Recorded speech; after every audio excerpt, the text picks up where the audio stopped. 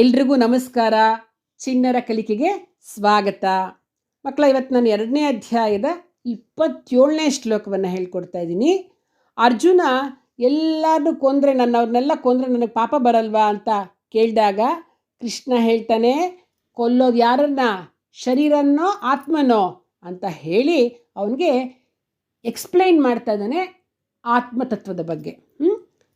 ಹೇಳ್ಕೊಡ್ತೀನಿ, ಹೇಳಿ ಆಯಿತಾ? ಜಾತಸ್ಯ ಹಿ ಧ್ರುವೋ ಮೃತ್ಯುಃ ಧ್ರುವಂ ಜನ್ಮ ಮೃತಸ್ಯ ಚ ತಸ್ಮಾದಪರಿಹಾರ್ಯೇರ್ಥೇ ನ ತ್ವಂ ಶೋಚಿತುಮರ್ಹಸಿ. ಜಾತಸ್ಯ ಹಿ ಧ್ರುವೋ ಮೃತ್ಯುಃ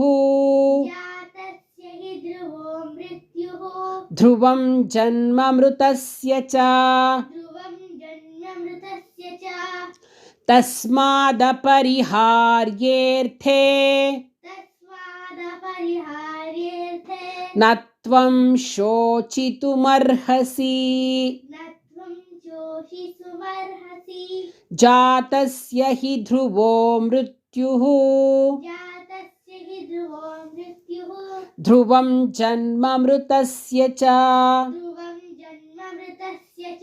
ತಸ್ಮಾದಪರಿಹಾರ್ಯೇರ್ಥೇ ನ ತ್ವಂ ಶೋಚಿತುಮರ್ಹಸಿ.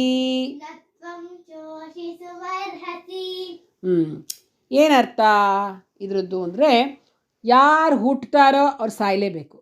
ಹುಟ್ಟಿದವನು ಪರ್ಮನೆಂಟಾಗಿ ಇರ್ಲಿಕ್ಕೆ ಸಾಧ್ಯ ಇಲ್ಲ. ಹುಟ್ಟಿದೆ ಅಂದರೆ ಸಾವು ಬಂದೇ ಬರುತ್ತೆ, ಅದು ಖಂಡಿತ. ಹಾಗೆ ಯಾರು ಸಾಯ್ತಾರೋ ಅವರಿಗೆ ಮತ್ತೆ ಹುಟ್ಟೋದು ಖಂಡಿತ ನಿಶ್ಚಿತವಾಗಿರ್ತಕ್ಕಂಥದ್ದೇ. ಹಾಗಾಗಿ ಇದಕ್ಕೆ ಒಂದು ಪರಿಹಾರವೇ ಇಲ್ಲ. ಹುಟ್ಟಿದ ಮೇಲೆ ಸಾಯಬೇಕು, ಸತ್ತ ಮೇಲೆ ಹುಟ್ಟಬೇಕು. ಇದಕ್ಕೆ ಪರಿಹಾರವೇ ಇಲ್ಲದೆ ಹೋದ ಮೇಲೆ ನೀ ಅದಕ್ಕೆ ಯೋಚನೆ ಮಾಡೋದ್ರಲ್ಲಿ, ಚಿಂತೆ ಮಾಡೋದ್ರಲ್ಲಿ ಅರ್ಥವೇ ಇಲ್ಲ ಅಂತ ಕೃಷ್ಣ ಹೇಳ್ತಾ ಇದ್ದಾನೆ.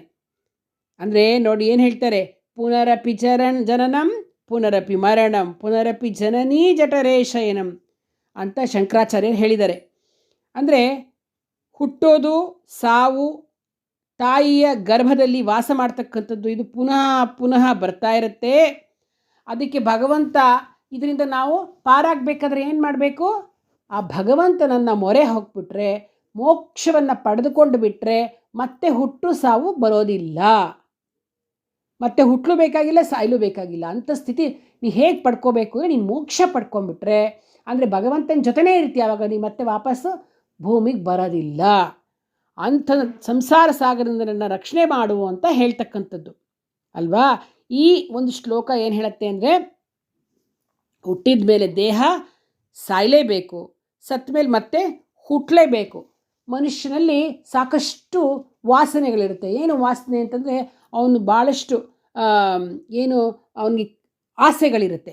ಅದರಿಂದ ಒಂದು ಬಾಗಿಲಿಂದ ಹೋಗ್ತಾನೆ, ಮತ್ತೊಂದು ಬಾಗಿಲಿಂದ ಬರ್ತಾನೆ.